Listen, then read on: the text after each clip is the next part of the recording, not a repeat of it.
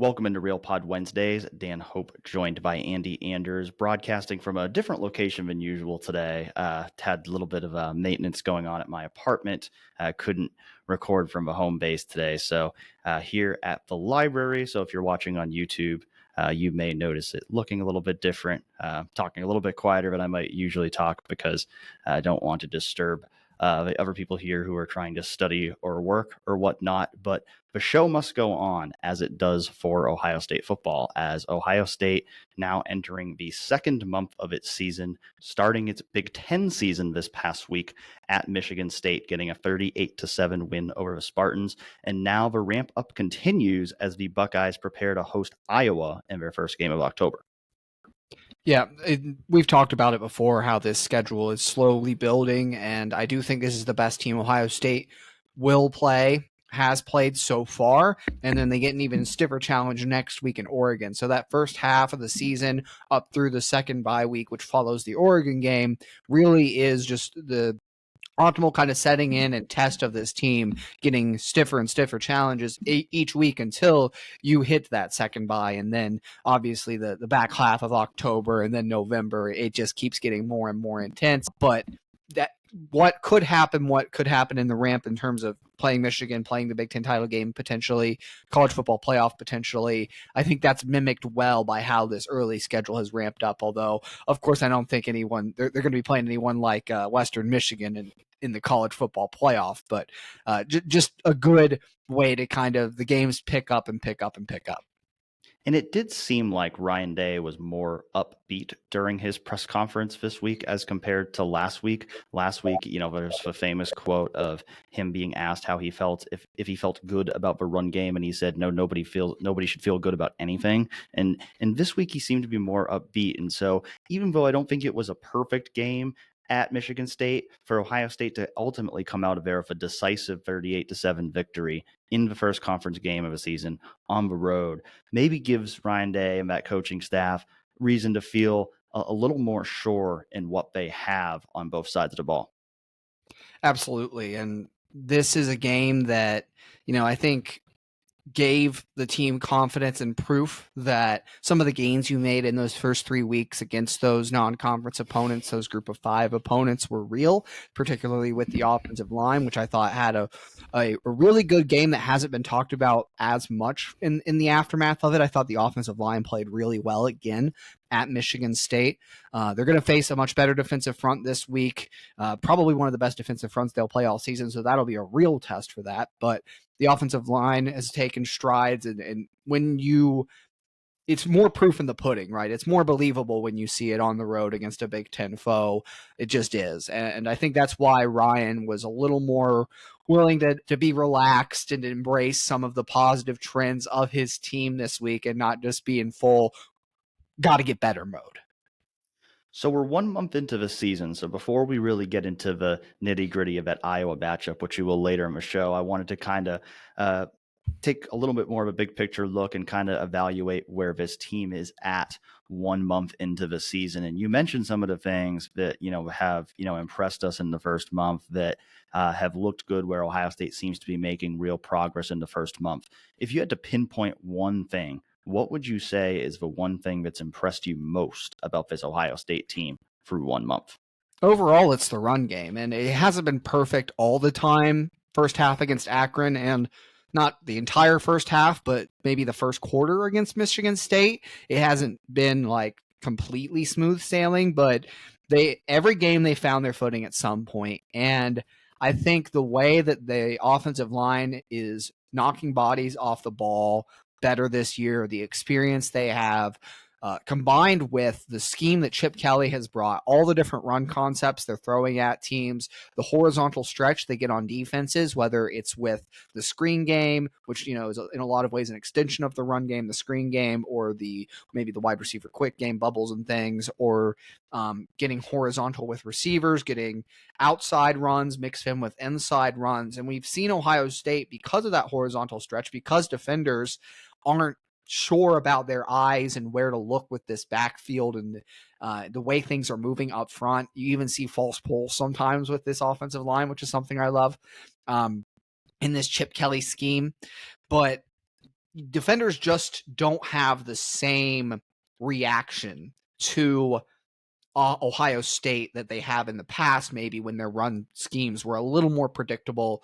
They a little more vanilla, maybe didn't mix in as many different types of runs and looks. And the threat of a mobile quarterback also adds on to that with Will Howard. Not that he's had to use his legs much these first 4 games. Did score a touchdown on the ground against Michigan State, and has scored multiple rushing touchdowns on the year, but really, hasn't had to scramble much, hasn't had to be that zone read keep threat as much in these first 4 games, but just having him out there, knowing he has the ability to pull and keep on some of these plays is another confusion for the linebackers, for the defensive ends of opposing defenses. And so I think obviously you have the two of the best running backs in college football, certainly the best tandem 1-2 in college football with Travion Henderson, Quinshon Judkins, superstars. They're great, but the overall run blocking, offensive line, and I'm going to include the tight ends and receivers in that category too, because both of those position groups have also improved blocking this year.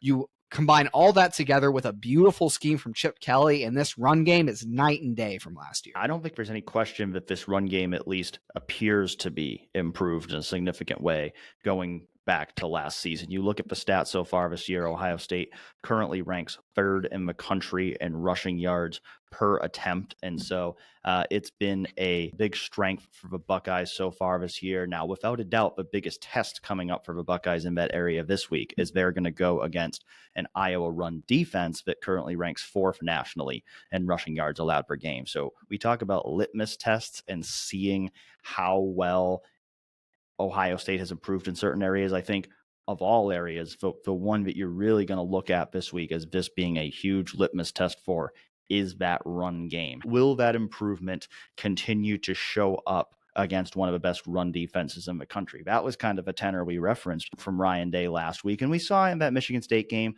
I think a slow start for a running game, but it was kind of like once they cracked the rock, they were able to break off a lot more big runs. So we'll see, are they able to do the same thing against this Iowa defense? I think certainly you go into this Iowa game feeling like you are going to have to be able to make plays through the air. And I think, this week's game, will be a test for Will Howard as well, because I think as good as Iowa's run defense has been, you're going to have to be able to move the ball vertically against this defense. You're going to have to, make some of those plays in order to space Iowa's defense out. But, the good news is for Ohio State is they have Jeremiah Smith. And I think if I just say, what is the one thing that's impressed me most about this Ohio State team 1 month into the year? I think I have to say Jeremiah Smith. It's such an obvious answer, but he has looked like such a superstar. I don't know that I've seen another freshman at Ohio State who's looked quite this good in his first month. I mean, he's certainly not the only one. I think back to my freshman year when I was at Ohio State, how good Ryan Shazier looked as a freshman. I think back to J.K. Dobbins, the huge debut he had at Indiana. He really came gangbusters onto the scene. I mean, we saw just a few years ago, Denzel Burke come onto the scene as an immediate starter. Travion Henderson, of course, having that record-breaking performance in the first month of the season. Maurice Clarett, of course, was a guy who had a huge year as a freshman. But the consistency we're seeing from Jeremiah, I think that's a big. I mean, you see the spectacular plays we've seen from Jeremiah, certainly this past weekend with 2 one-handed catches in a span of, I think, 4 plays. But it's the consistency. It's every week we're seeing him be a core player in that offense, along with Emeka Egbuka and Travion Henderson and Quinshon Judkins. And it's the little things too. Like, it's not just the spectacular plays. It's also the effort you're seeing from him as a blocker, like you mentioned. It's just all the things you're seeing from him. I mean, there's been a lot of really impressive players on this team so far through 1 month. Certainly that running back tandem of Quinshon Judkins and Travion Henderson has been impressive. I think Emeka Egbuka has really been great this first month of the year and has really reminded everybody that he's one of the best wide receivers in college football. I think along that offensive line, I think, some of those guys maybe deserve more credit than they're getting. I think you go back to that last game against Michigan State, rewatching the film, I think one of the players who jumped off the screen to me the most was Josh Simmons. I think Josh Simmons had an excellent game, and I think he's really taken that step that we expected him to take this year as a left tackle and really becoming a solid stalwart on that left side of the line. Certainly, Seth McLaughlin's a guy we've talked about. He's made a huge difference on that offensive line. That continued against Michigan State. I think, Caleb Downs is a guy who's now really starting to emerge as a star on that defense, coming downhill from that safety spot. Maybe want to see a little more consistency than what we've seen the last couple of weeks from guys like Jack Sawyer and JT Tuamola. Wow, we certainly saw Jack Sawyer come out of the gates like gangbusters in those first couple games. Hasn't been quite as impactful the last couple weeks, though still not bad. But, there's certainly been impressive flashes from those guys. I think the defensive line has missed Tyleik Williams these last couple weeks, and certainly are hoping to get him back this week against a really good Iowa rushing offense. But again, if I just had to pinpoint one player, like who's impressed me the most of any one player, it would be hard to go in any direction other than Jeremiah Smith. The totality of Ohio State's wide receiver core, we've talked about it in the past. You don't have Marvin Harrison Jr. this year, but you do have a receiving core that is more complete and deeper. You made that assessment coming into the year, kind of off of week 1, week 2. I think the first month of the season has really proved that out, as we've seen Emeka Egbuka rise up and be that 1,000-yard plus guy we knew he could be, one of the best receivers in the country. Jeremiah Smith start to look like the best player on the team, regardless of position. With just whenever the ball is thrown his way, you expect something spectacular to happen almost. But also, like you said, the blocking has been really impressive from all the receivers. I really think Carnell Tate, because of how good Emeka and Jeremiah have been, people are sleeping on how good Carnell Tate has been too. He's been dependable. Had a really quiet, nice 50-yard receiving game against Michigan State. He's in that mix, clearly identified as the number 3 target in this offense. And he's blocking really well. He brings a lot of effort out there, especially in the screen game, willing to throw your face in the fan. And as a receiver, that's really, I wouldn't even say half, I'd say 3/4 of the battle when it comes to blocking, because corners don't want to deal with getting blocked. They're out there to cover the pass. And most corners, if you get up in their face and you're willing and you give that effort to block them, then they will be. And the effort has been exceptional from this receiver group. That to me is another really impressive thing about what we've seen out of this team in its first month. Defensively, I didn't touch on as much. I think for me, the most impressive part, you mentioned Caleb Downs, the safety tandem in general, I think has been the strongest part of the defense. Lathan Ransom has been awesome, all over the field, making plays, creating turnovers, forcing fumbles. Jordan Hancock, if you want to throw him in that safety group too, I think's had an excellent first month. There were a couple plays, maybe he was a step behind, just like a little bit off in a few games. But for the most part, he's more than made up for it, I should say, with how much of an impact he can be forcing turnovers too. Had a big forced fumble against Michigan State. And for the most part, he's been a really tough to shake in coverage. And I think his run defense has improved from last year.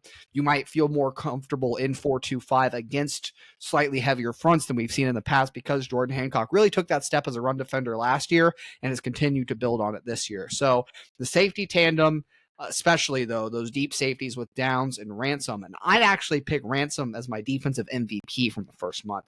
That might surprise some people, but again, he's just everywhere, making tackles consistently. He's a big-time leader on that defense.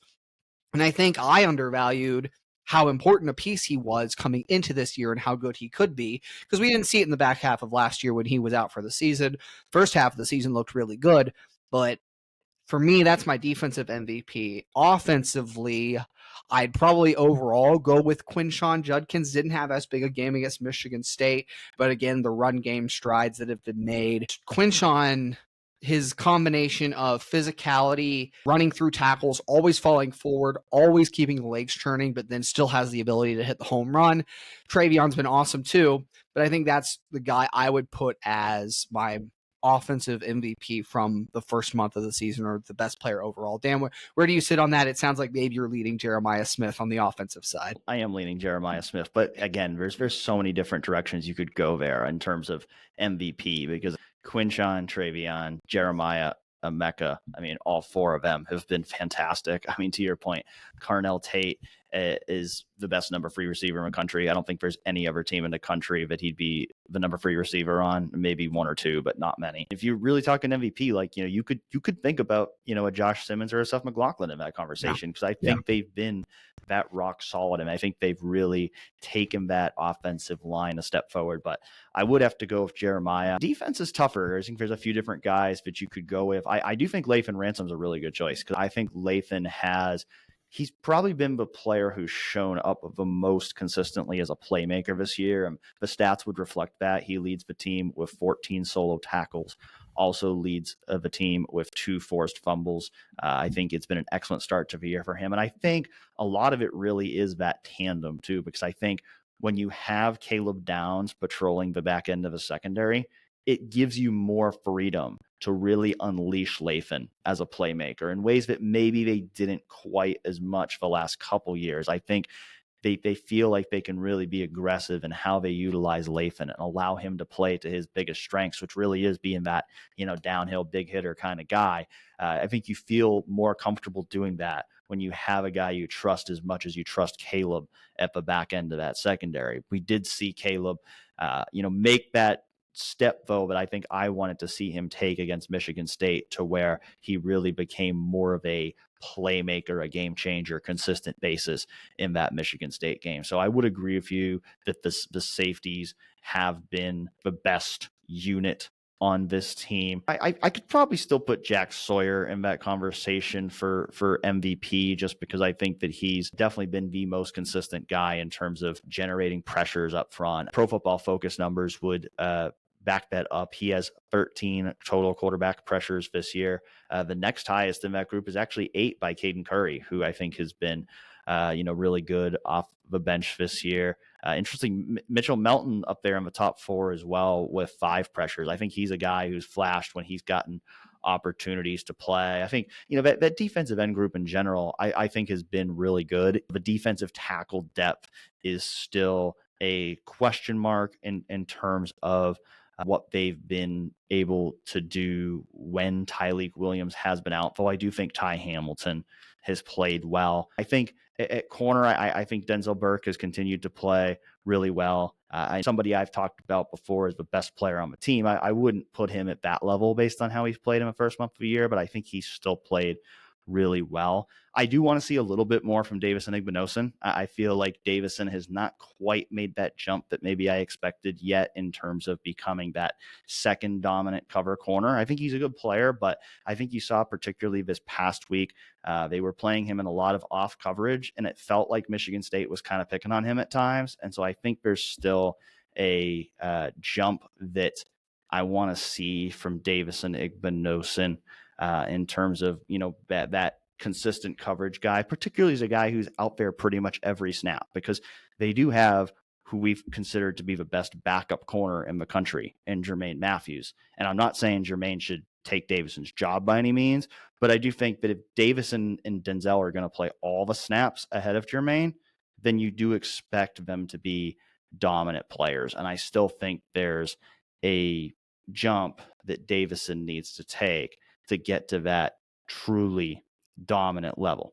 With that being said, we talk about the defense. We're certainly nitpicking, or one could say nitwhacking. At least that's how Jim Knowles described the nitpicking he received from his father, his Philadelphia cop father as a child, which I think sent Andy into the hardest laugh I've ever seen from him at a press conference. He almost fell out of his chair when Jim Knowles said that.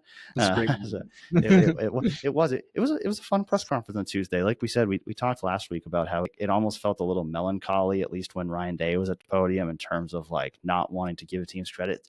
It felt like a loose environment today from the coaches. They were all making jokes. Jim Knowles, somebody else asked Jim about being number 1 in scoring defense, and he called it rat poison. Chip made a joke that he wanted Will Howard to be like Jared Goff after Jared Goff completed every pass on Monday night's game for the Detroit Lions over the Seattle Seahawks. He also made a joke about his favorite part of being an OC rather than a head coach is that he's able to go to the bathroom in the press box now.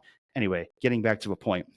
When we do talk about nitpicking on this defense, the defense has been great, but I think it speaks to how much different the expectations are for this defense now than they were a couple years ago. I mean, a couple years ago, if you said, "Oh, Ohio State is ranked number 1 in the country in points allowed per game and number 2 in yards allowed per game," I mean, everybody would have been thrilled. But I think now that the expectation is that this is going to be a championship caliber unit, a unit that leads Ohio State to a national championship. We're almost chasing a standard of perfection now for this defense. And I think I can suspect, if I was to ask you what your biggest concern or biggest disappointment on this team is right now, I would suspect that you would go to the linebackers. And that was the biggest question mark position for the defense coming into the year. And I think 1 month in, it certainly remains the biggest question mark position for the defense. I voiced concerns after the Marshall game about how they were able to attack the second level, really target the linebackers in the passing game, and do some things to isolate Sonny Styles and Cody Simon, again, in the pass game, primarily with Cody, and attack them and find success there. Michigan State did the same thing, and I think to a greater extent. Early in the game, specifically, those first 4 drives, they had 3 that went 55 yards or more, and then the other, Will Howard throws a pick. They score from 13 yards out. That's whatever. That's not on the defense. But these long drives happen. Yes, bend but don't break's a thing.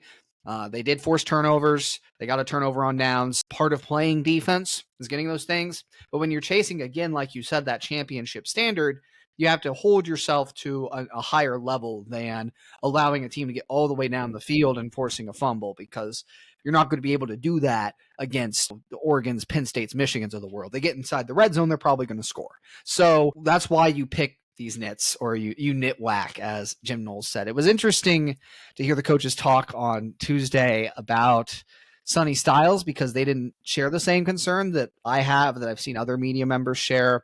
And here's the thing I think about this situation with Sonny. Sonny's a freak athlete. We know this. And CJ Hicks also a freak athlete. I think they're both further behind than we realized entering the fall, or at least I realized entering the fall.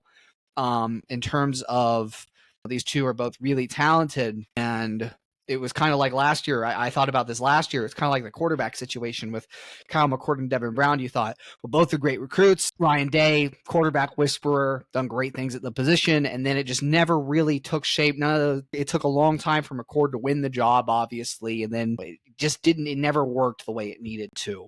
And that's kind of what it feels like right now at linebacker. Not to say it's going to play out that way long term, because, again, Sonny's a great athlete, but he's not seeing the forest through the trees, as Jim Knowles would put it, I think, right now. When I went back and watched on film, there was a run on Michigan State's first drive that went for about 20 yards, where Sonny is the play side linebacker responsible for C gap, or he ends up being responsible for C gap because Jack Sawyer's tackle and tight end blocked down, so he's going to crash inside the B gap. And Sonny's job is to then, when you see that happen as a linebacker, you need to step into the hole immediately and fill it. And Sonny stood there, and he got blocked by a tight end, and then the running back runs right around him, dives, misses a tackle, it goes for 20 yards.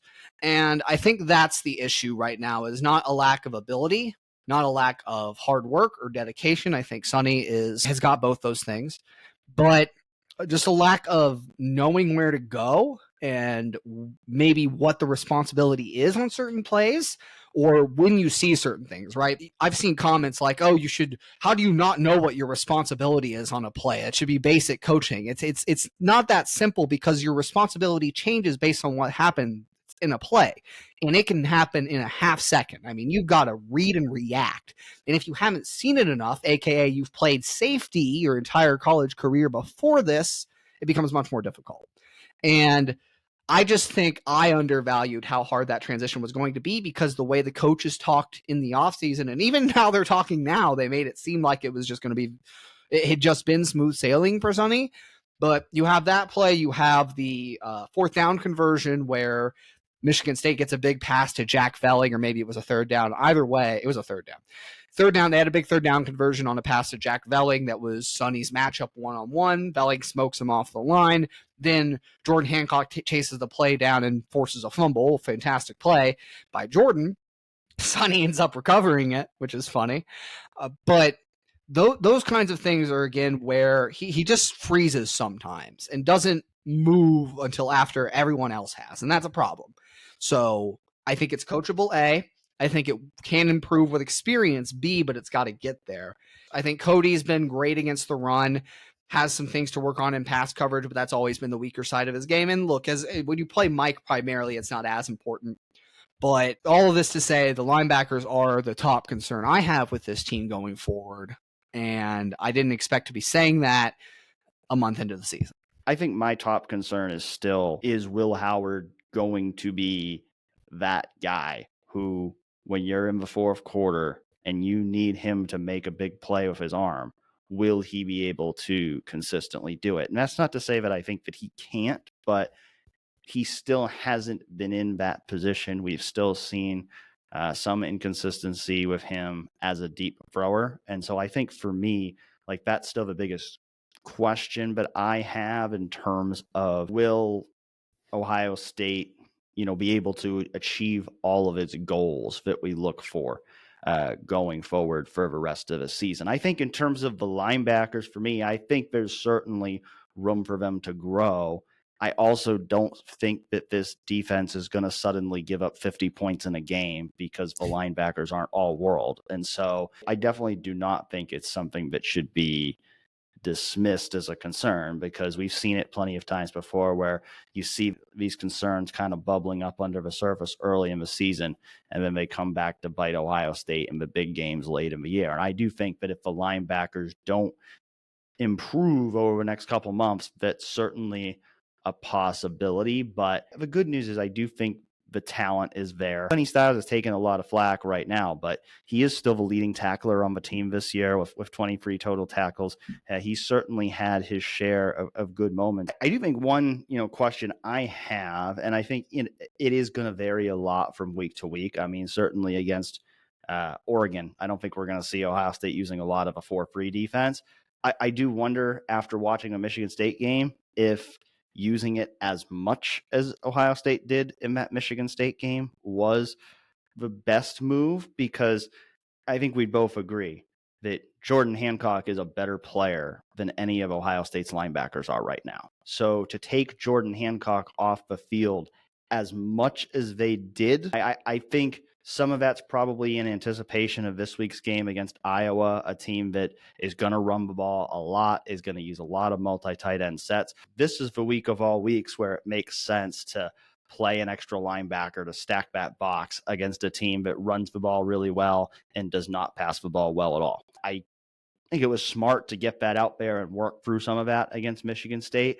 But I do wonder a little if maybe Ohio State has used that a little bit too much so far this year, just because they were using a lot of 4-3 stuff with the linebackers, and Michigan State was picking on them a lot over the middle of the field. So it doesn't seem to be quite working as well as Jim Knowles would like it to work right now. Whereas I think Jordan Hancock has shown pretty consistently he's a guy that you can count on to do his job in the run game. Maybe you don't want that 50B out there in every situation, but I don't think they need to overdo it with the free linebacker looks because of what Jordan Hancock is capable of doing from that nickel spot. Yeah, but where I stand on that, is are Arvell Reese and CJ Hicks better run defenders than Jordan Hancock? Yes, I would say marginally. Is Jordan Hancock a better pass defender than Arvell Reese and CJ Hicks? Greatly. And for what he does too. That's even relative to the positions they play, I think. For a nickel, Jordan is great, and those two have issues as linebackers in coverage, right? So for me, I think if it's the most obvious of obvious rush situations, it makes sense. But if you are expecting pass as much as you are expecting run, I don't think it's worth it at all to take Jordan off the field. You wonder where that lean is. Right now, it seems to mostly be a personnel thing, which is, Jim Knowles talked about that on Tuesday, and that's typically how sort of sub packages like this are done on defense. You see 12 personnel, you bring on the 4-3. But I think if you're seeing 12 personnel on 1st and 10, I think you can afford to leave Jordan Hancock in the game, and he's a sound enough run defender that it's really not going to hurt you that much if the team you're playing decides to keep it on the ground. So I'm with you. I think the 4-3 still has a place in the defense. It still definitely has situations, short yardage or maybe like 3rd and 3 or less, or just situations where you're definitely expecting a run. It makes a lot of sense to bring that out there, but just automatic C12 personnel, bring the 4-3 in. I think, especially in the Big Ten where you're going to see plenty of 12 personnel, it doesn't make as much sense given what Jordan provides in pass coverage and the balance that offenses can have working against that. And so that's where I think you try and make those decisions and roll players accordingly if you're Jim Knowles. I do want to be clear. While I did say that, Will Howard is a question that I still have in terms of this team's viability to win a championship, I have been impressed by Will Howard through his first month. I think by and large, he has played very well in his first month as Ohio State's quarterback. I think, that was even true of this past Saturday's game against Michigan State, where, he did have the one interception. That was a really bad decision. He admitted that after the game. It was not a good decision by him, but, he started out the game very efficiently. I think he had a few really good throws to Emeka Buka. I know Josh Paloa did his breakdown of Will Howard, but he does every week on 11 Warriors on Tuesday, and he highlighted those throws by Emeka Buka, and those were some, really well-placed, accurate throws by Will Howard down the field. And so I think he's showing that he has all the tools that they need at that quarterback position. It's just a matter of I just still don't know exactly what he's going to be in a game that, whether it's Oregon or Michigan or college football playoff or whoever, when they really need him to make plays at the game on the line, he just hasn't been in that position yet at Ohio State. And so it's not a concern or question that's necessarily pointed to how he's played so far. It's more just a matter of I need to see it first. And I think a little of that's still true with the offensive line as well, because while I do think the offensive line has played very well so far this year. Again, the idea of bigger tests. I mean, we did hear Ryan Day on Tuesday. He's not ready to name a firm starter at right guard yet. And that's not necessarily a bad thing, because I think they have two guys they like there, Integra Shabola, Austin Searveld.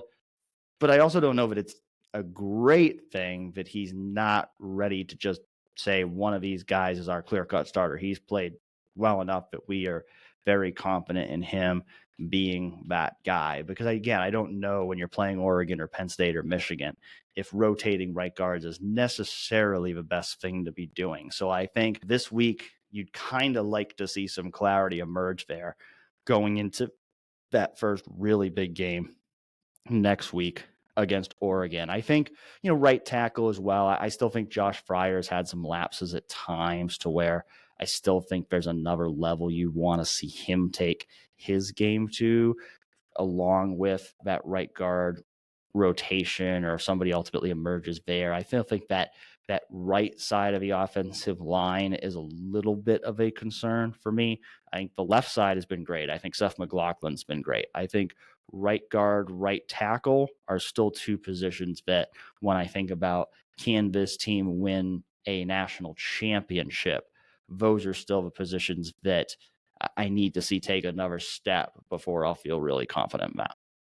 I'd agree with that assessment of the offensive line. Josh Fryer, it's been some of the same lapses that he had last year in terms of speed off the edge, guys maybe getting around him in that sense. He's a great run blocker, and I do think he's taken steps this year. His offensive line did really impress me in pass protection, though, over the weekend. I thought Michigan State really didn't generate much pressure at all on Will Howard throughout the game. He could pitch a tent back there sometimes, and Will's got great escapability, too, to go with it. And it's also like Chip Kelly mentioned, he sees pass protection as an all 11 offensive players thing, where the receivers have got to get open too. You have three receivers who are great at doing that, but also Travion Henderson's been fantastic picking up blitzes doing some of those things in pass pro as a running back. And it's again the same with the run blocking as it is with the pass blocking of the whole team is getting involved more so than we saw last year by a great extent. That's also been a huge benefit for Ohio State pass protection.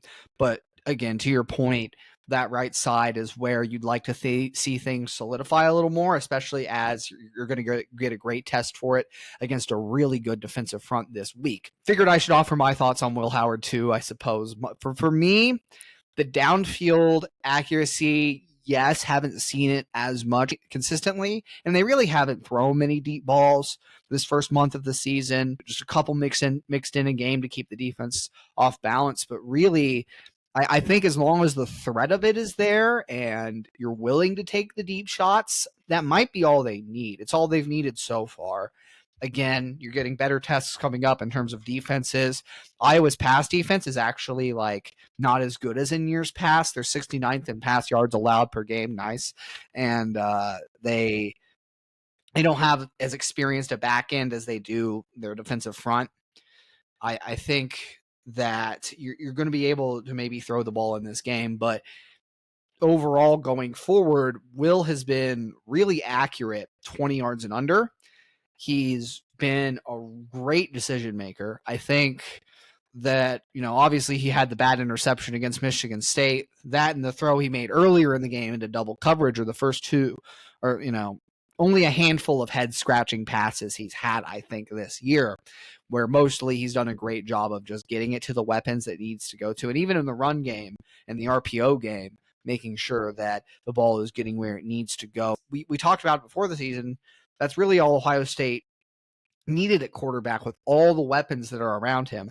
And with the step the offensive line has taken, you don't need to be that superstar who goes Caleb Williams mode and does it all yourself in the fourth quarter. I think that, yes, you're going to have to make those throws. To your point, you're going to have to keep making the good, accurate throws and decisions when these games are tight down the stretch.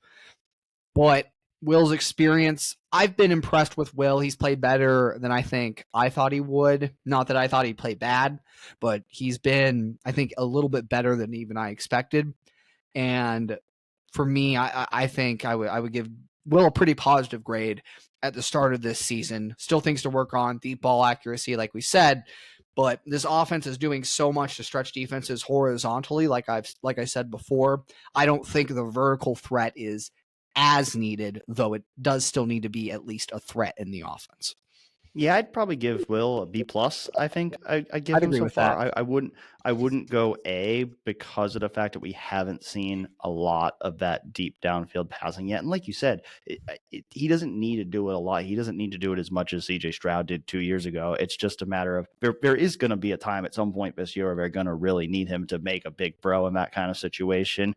From what he's shown, I think he can do it. I just don't know he can do it yet. So I think that to me is still the biggest question. It's not necessarily a negative reflection on Will or how he's played so far. It's just I don't have the same confidence that I would have if CJ Stroud was going out there to make that throw a couple years ago.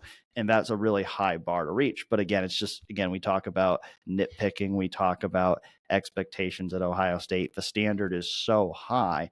I think Will Howard has shown he's a really good college quarterback. It's just a matter of can he be that elite college quarterback in the games where they need him to be elite. That is something we will learn more about over the next 3 to 3.5 months. But as we sit here right now, Andy, you talk about those 3 major goals. We both predicted before the year that Ohio State would beat Michigan, would win the Big Ten, would win the national championship. As we sit here right now, are you more confident, less confident, or just as confident that Ohio State will achieve those goals? More. And it's because of the offensive line. Talked about it already, but I think this left side is actually like not just like good enough, but really good. Like Donovan Jackson and Josh Simmons have been awesome, and Seth McLaughlin too. Like center to left tackle, I think this is maybe a top 10 line in the country, center to left tackle. Still have those questions at right guard, right tackle, but if you told me coming into this year that you were going to get I think all those guys have played at the level of a day 2 draft pick or kind of in that area. If you would have told me that coming into the year that you were going to get that sort of production and play out of those 3 positions, and especially Seth McLaughlin has been better than I didn't expect. I expected him to be good. I expected him to be an upgrade over what they had at center last year and Carson Hinsman, the inexperience. But he has been an awesome blocker in both the run and pass game, and his leadership is so evident when you're out there watching him work in tandem with Donovan Jackson, and whether it's Tagra Shabola or Austin Sierreveld at right guard, or when Austin played left guard at the start of the year. His leadership is so clear on the interior, and him and Will, I think, have a really good chemistry in terms of setting protections, snap counts, the checks you have to make at the line of scrimmage between a center and a quarterback. Like Ryan Day said, he's like a pro on the field. That and through left tackle has been a strength for Ohio State. And that's why my confidence in this team is higher, that they can achieve those 3 things. And Will Howard has been what he's needed to be so far, again, with some things to work on, like we mentioned. Yeah, I'll go just as confident. I mean, I was already confident because I already picked him to win the national championship. So That's true. I'll go just as confident. I don't know that I would necessarily say that I'm more confident, but to your point, I do think the offensive line has exceeded my expectations so far. Though again, I want to see how they play against better competition. I think Will Howard has exceeded my expectations so far. Though again, I want to see him play against tougher competition. You know, I think the defense, I think the bar was so high for what they could be that it would be hard for them to have exceeded expectations so far.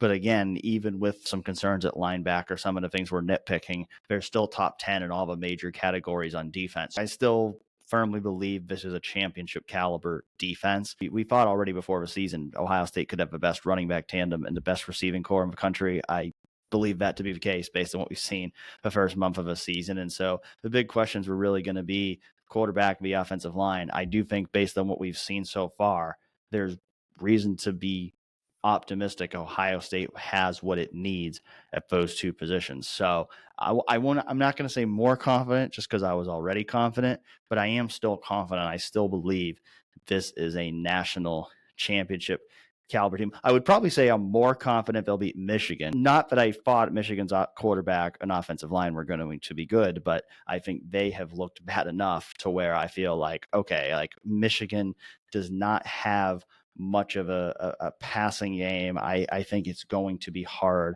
for Michigan to beat Ohio State without that. Would probably lean a little more on more confident Ohio State winning the Big Ten too, is because Oregon has not looked as good as I thought they would, though I still think that game next week is going to be a really tough game for Ohio State, and we will talk all about that on next week's episode. We talk about teams that don't have great passing offenses. Let's circle back to Iowa now, because the one thing that has not changed for Iowa from last year is its passing offense is still bad. It ranks 124th in the FBS right now. It's a little bit of a revenge game for the Buckeyes this week because Cade McNamara led Michigan to a win over Ohio State in 2021. And so Cade McNamara has shown he can win against Ohio State. However, when you look at what he's done this year, he's averaged just 112.3 yards in 3 games against FBS opponents this year. We still haven't really seen anybody emerge as a major weapon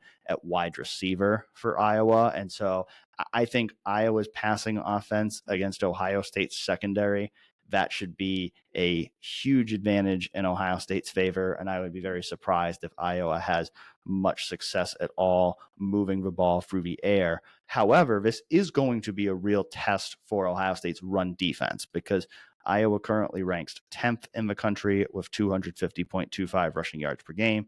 It ranks 12th in the country with 5.96 yards per carry.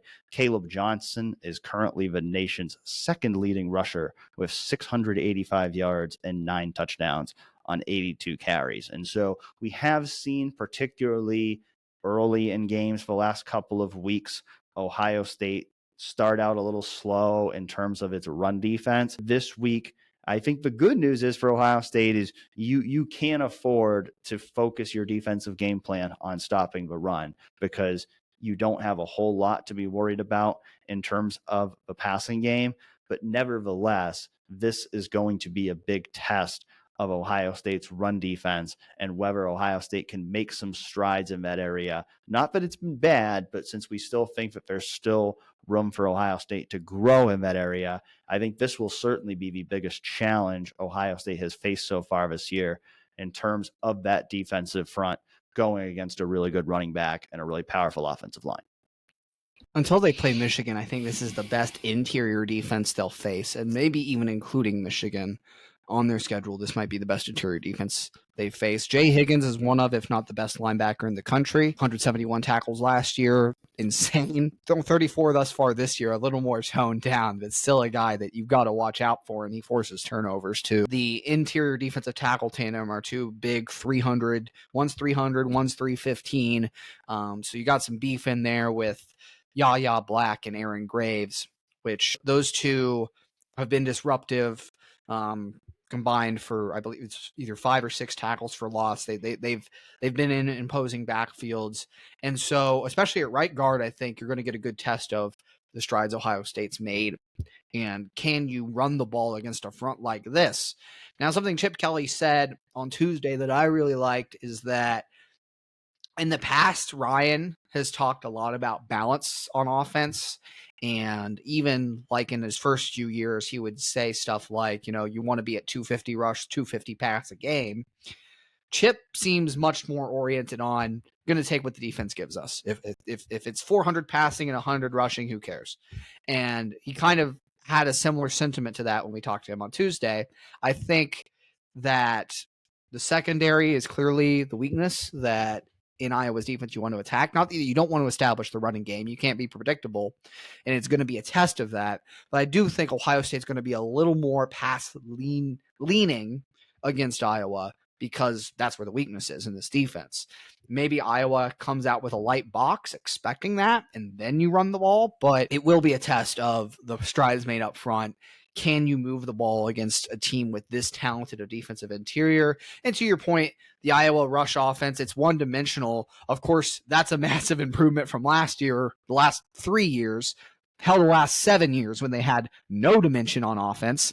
Brian Ferentz's entire 7-year tenure, going back through the Brian Ferentz tenure and seeing 7 straight years, they were in the bottom third of college football, all 7 years, bottom third of college football for offensive yards per game. The last 3 years, they were one of the worst teams in both scoring and total yardage. And it all culminated in 2023 when they were next to last in points per game and dead last in yards per game. Obviously, Brian Ferentz was fired midseason, but Tim Lester has come in and at least with Caleb Johnson gotten them back to a place where they can run the football. But for Iowa, this is a litmus test for them too. And where are you at against the class of the conference? They have faced 2 Power 5 opponents already, or Power 4, my bad.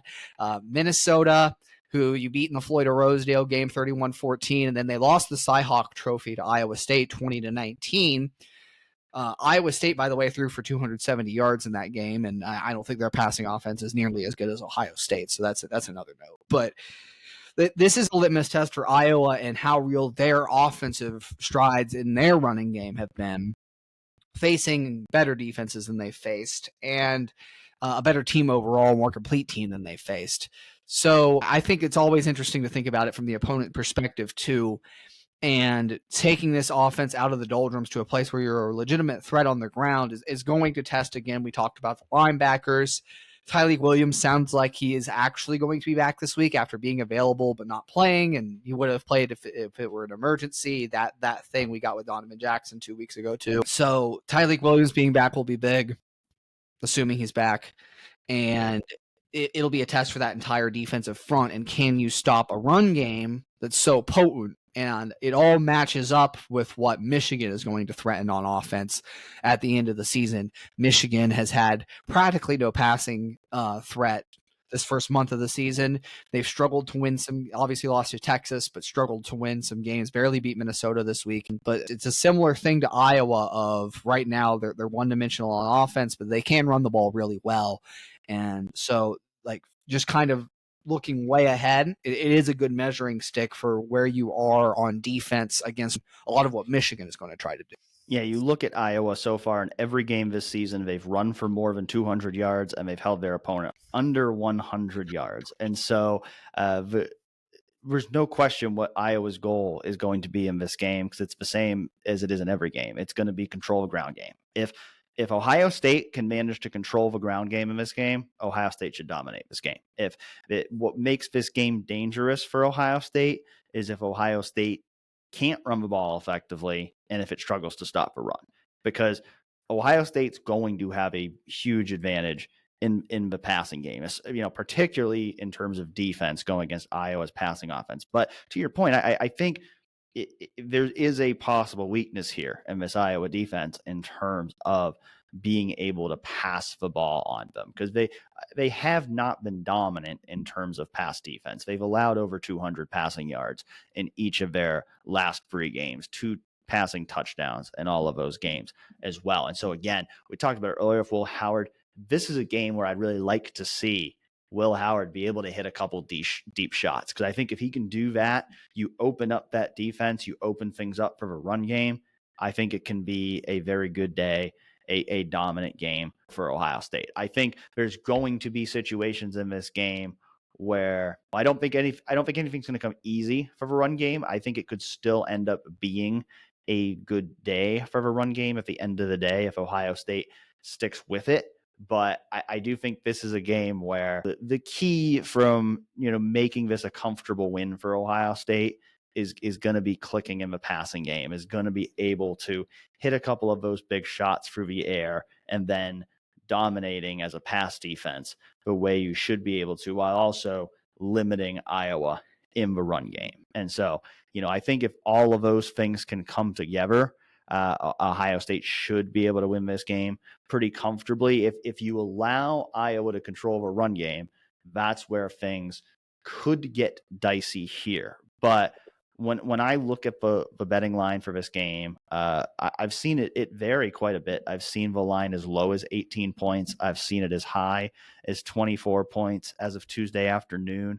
Most books had it around 19.5 or 20 points, but I am pretty confident Ohio State is going to cover in this game. I mean, even just seeing just the relaxed vibe of the coaches this week makes me think they're feeling pretty good going into this game, even if that's not what they want to say by any means, going against a team that should be the best opponent they've faced this year, at least in terms of what they can do running the ball and what they can do defensively. But I think back to that game 2 years ago when Ohio State played Iowa. And Iowa had one of the best defenses in the country that year, too.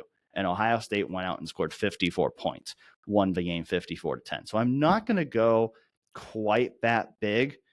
I'm just going to run it back from last week. I'm going to say 38-7. Like, that just makes sense to me. I think this is a better defense than Michigan State has, but I also think they are not going to have as many long drives early in the game as Michigan State did, which will give Ohio State more favorable field positions on offense to allow them to put together some drives. Maybe Ohio State, gets a couple of takeaways again on defense, particularly in the form of interceptions. If it can do that, maybe turn one of those into a defensive touchdown, or at least give the offense some short fields. I think the Buckeyes will have a chance to pull away and win this game in decisive fashion. And so, maybe the 38 is slightly optimistic against a defense of this caliber, but 38-7 feels right to me. What about you? I have 31-10, so a little more on both ends, just because I think Iowa is going to be able to control the clock in portions of this game and shorten it with the running game. I think Ohio State has actually – they've been fantastic against the run, really, this first month of the season, and we're really good against Michigan State on the ground, but this is a different challenge, and I think that – the linebacker play isn't going to be where it's got to be yet. They might take steps, but I still think Iowa's going to find ways to attack the linebacker not named Cody Simon that's on the field, mostly Sonny Styles, obviously. But if you're running 4-3 packages, just going away from Cody and attacking the less experienced part of that linebacker core is going to give you some success with Caleb Johnson and being able to give him some space to operate. Be really curious to see how Tyleik Williams does in this game and returning if he's back. But I think Caleb Johnson is good for 1 touchdown and enough to generate a field goal. However, the offense does enough, hits an explosive play here or there, that it's not that close. And 31-10, I think, feels about right. I've been overestimating the scoring in a number of these weeks thus far. I overshot it a little last week when I had Ohio State racking up 48, and they came 10 points short of that, obviously. So I think a little more reasonable. I think games are shorter in general these days with, clock running after first downs as it has the last 2 seasons. For me, 31-10 feels about right, and I think Ohio State's due for a game where it doesn't necessarily look clean throughout. Like, they've had slow starts, but the middle of these games they've taken over and gotten the starters out of the game by the end. Haven't really, like, even against Michigan State, you got, most of the fourth quarter was backups. I think this is a game that maybe has a little clunkiness in the middle instead of at the beginning.